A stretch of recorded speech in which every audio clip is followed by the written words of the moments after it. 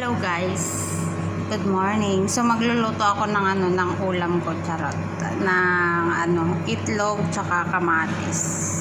Ayan, namiss kong mag-ulam ng itlog at tsaka kamatis.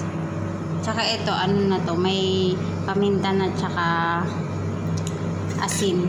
Diyan ko ilalagay yung itlog. Ayan. So ayan guys, i-mix na natin yung itlog. Halo-haloin natin yung itlog guys. Ayan, bali 5 peraso yung itlog at saka 3 perasong kamatis.